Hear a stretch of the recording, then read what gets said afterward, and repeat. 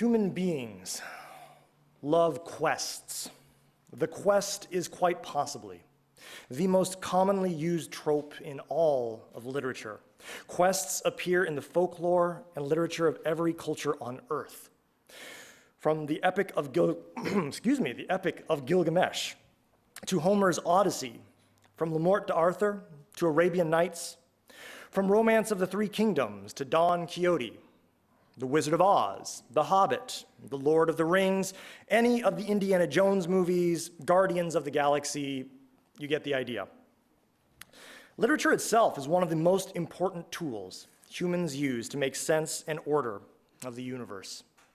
The stories and narratives found in literature represent an artificially manipulated reflection of reality. That manipulation happens in the minds and through the hands of both authors and readers. As authors or readers, we rely on our human experience and various mental constructs to enforce a kind of order and shape, a grammar and syntax to the chaotic phenomena we constantly encounter in our day-to-day living. Just as Rumpelstiltskin spun gold from straw in the old fairy tale, we human beings, through literature, through narratives, through our stories, we spin order out of chaos. It is telling then that the pattern of characters and events that make up the quest motif appear so often in the literature of the world.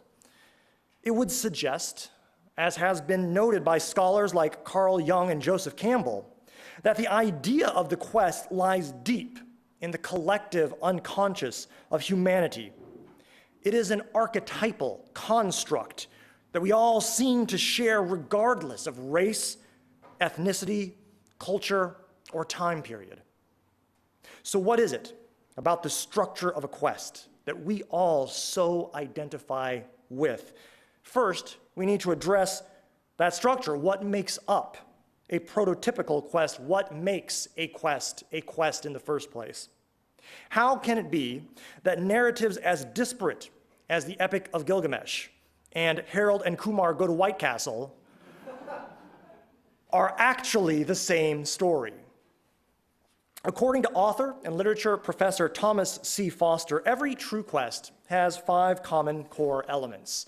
First, a quester. We also call this person a hero usually. And usually, though not always, but usually, this hero is actually an everyday kind of schlub.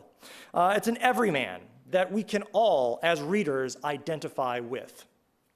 The second element of a quest, according to Foster, is the quester or the hero needs a place to go, to travel to, and whatever this place is, it tends to signify the need for the hero to change. The third element of the quest is a superficial reason to go. We'll talk more about that in a second.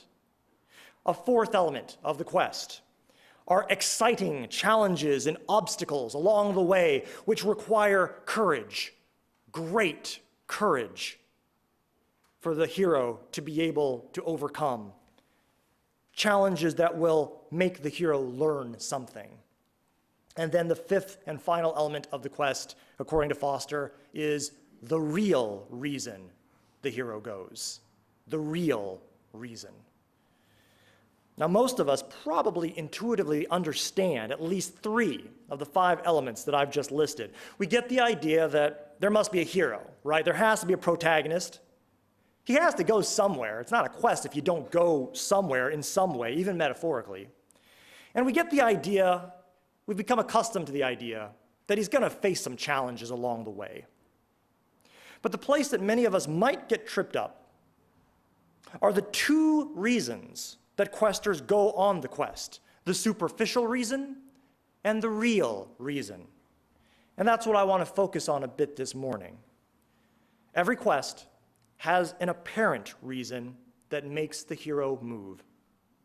But exactly what that thing is pretty much completely irrelevant. And good storytellers, they know this.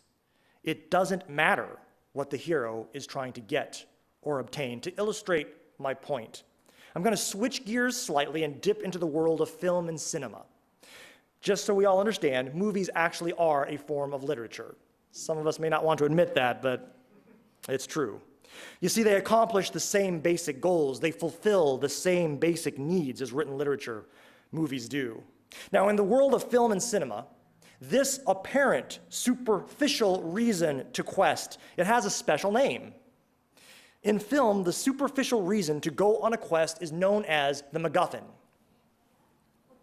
This term was coined by legendary director Alfred Hitchcock. According to Hitchcock, the MacGuffin is the motivating element in a story that is used to drive the plot and essentially serves no other purpose. MacGuffins appear in almost every movie, maybe actually every movie. Hitchcock noted, in crook stories, the MacGuffin is almost always the necklace. In spy stories, the MacGuffin is almost always the papers. The Holy Grail, the Ark of the Covenant, the Ring of Power, the flux capacitor, the Infinity Stones, the broomstick of the Wicked Witch of the West. All MacGuffins, and all, frankly, irrelevant to the story. Good storytellers know that MacGuffins, or the superficial reasons for a quest, are fairly fungible. They can be almost anything. It doesn't matter what they are. Good storytellers know that deep down, nobody actually cares what the hero is chasing. It's a plot device that allows the storyteller to focus on the fifth and final element of the quest, the real reason for the quest. You see, quest stories aren't about the MacGuffins. Quests are all about the hero. Heroes who are transformed through self-knowledge. Because that is the real reason for every quest. Transformation through self-knowledge. At the heart of every quest, there is a quester who is challenged. By facing the challenge, the quester learns the truth about himself or herself, learns what he or she is made of, and is dynamically changed by that process. In this light, then, we understand that the big daddy of all quest stories is actually Oedipus Rex. Now, I'm aware that this is an intergenerational service. As such, I will not go into too many details about the story of Oedipus Rex. Let's just say Oedipus had some family drama he had to deal with. You know, like we all think we have family drama. Well, Oedipus really had some family drama. So here's the very basic framework of Oedipus Rex. Oedipus is the king of a city called Thebes. But Thebes has come under a pestilence, a curse from the gods. Oedipus, as a good leader of his people, he actually takes off his crown for a moment and puts on a Sherlock Holmes hat. Oedipus has a mystery to solve. He must discover the source of the pollution.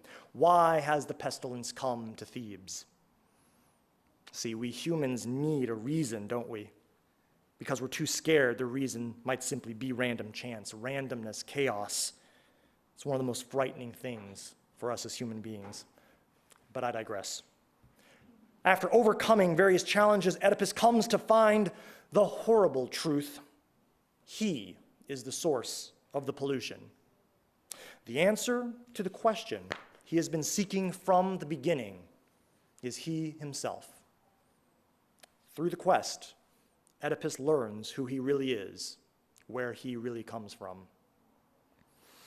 Oedipus serves as the archetype for all subsequent heroes in quest stories. The real reason heroes go on quests is not to get the MacGuffin, whatever that is. It's to learn about who they really are and thus be changed. Human beings are questing beasts. The quest is deeply embedded inside each of us. It's part of our common collective unconscious. We are built to quest. But questing, as I mentioned earlier, it takes great courage on several accounts. Here's 4. 1, it takes courage to want to change. In order to change, we must admit that we are not all already perfect. Shocker. It's scary and hard to admit that we can and should continue to grow, no matter what age we are or what station we hold in life. The easy path is to simply fall in love with who we are right now and refuse the call of the quest, refuse to become something more than what we currently are. It is very easy to give in to the temptation of self-satisfaction. A second reason quests take courage. It takes courage to discover who you really are. Seeing your true self in a mirror from a new or unusual angle is frightening, because there is no guarantee that you will like what you find. Often, you may end up hating what you find, or rather, I should say, you may come to find that which you hate makes up a part of what you have become. When Oedipus discovered who he really was, the answer was so horrific he poked out his own eyes. Self-discovery is more than just taking little personality quizzes on Facebook, as fun as they are. True self-discovery requires discipline, sacrifice, and a willingness to look deep into the heart of your own darkness. And frankly, not everyone has the courage to do this. A third reason quests require courage. It takes courage to admit that the apparent goal of your quest may simply be a MacGuffin. Let me say that one more time. It takes courage to admit that the apparent goal of your quest may simply be a MacGuffin. This may be the most controversial point I make today. Now, I do believe that apparent goals of some of our own personal quests, and our corporate quests for that matter, many of them are more worthy than others. But some of you have listened to me long enough, you know I have a bit of an existentialist streak in me. I've tried to get rid of it, but I can't. And I think it's a compelling argument worth considering. That, as the author of the book of Ecclesiastes once said, vanity of vanities, all is vanity, and there is no new thing under the sun. I tend to believe that the goals of all of our quests in the very, very long scope of eternity may really amount to nothing and have no real meaning other than the meaning that we create for them in this temporal space. For those who have not considered this possibility, it takes great courage to take that long, honest look into the darkness of eternity. A fourth reason it requires courage to quest. If you accept that the goal of your quest is simply a MacGuffin, then it takes the most courage to continue to keep chasing the MacGuffin with all your heart, soul, and mind. If you come to the conclusion that the goal of your quest doesn't really matter in and of itself because it is a MacGuffin, then you are potentially in a very dark place, easy to fall into despair. It is despairing to think that all the works and days of our hands may be nothing more than castles made of sand on the shore of eternity. But at least you're not alone. Noted existentialist philosopher and author Albert Camus, he feels you. Camus argues that the human condition is absolutely absurd. We long for order and meaning, but if we're honest with ourselves, says Camus, we will discover there is no order or meaning in this universe outside the order and meaning that we create for it. All human endeavors, Camus argues, it's all like the punishment of Sisyphus. For those who don't know the story of Sisyphus, Sisyphus was punished by the gods for defying death. Sisyphus's eternal punishment in the underworld involved him pushing a giant round boulder up a mountain. As soon as the boulder reached the top, it rolled down the other side, and Sisyphus would have to roll it back up the mountain just to watch it slide down again and repeat the process again and again and again forever. This, argues Camus, represents the core of human experience.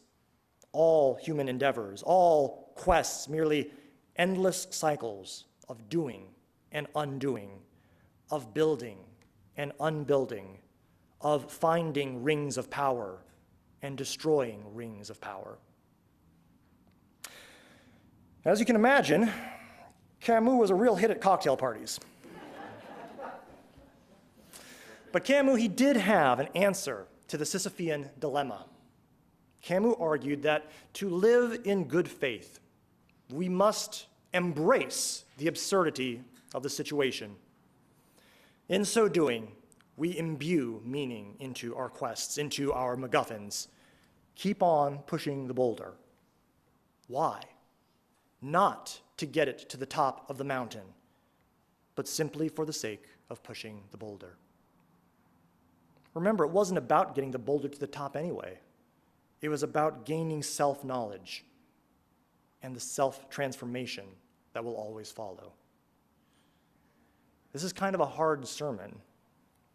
Don't necessarily expect everyone to agree with some of these conclusions, but I do hope that we will all rally around this closing charge. My charge to you, to all of us, is this: embrace the quest with your whole heart. Be not afraid of the obstacles you will surely face, the self-knowledge you will gain, or the transformation that must come as a result. Be not afraid to look into the darkness and wrestle with the possibility that the ends of all our quests have little to no meaning outside the meaning that we are prepared to give them. Don't be afraid to push the boulder for the sake of pushing the boulder. Fight the good fight for the sake of the fight. Do good for the sake of doing good. For that is the beautiful absurdity of our human condition, and perhaps the most authentic life that we can live. Blessed be.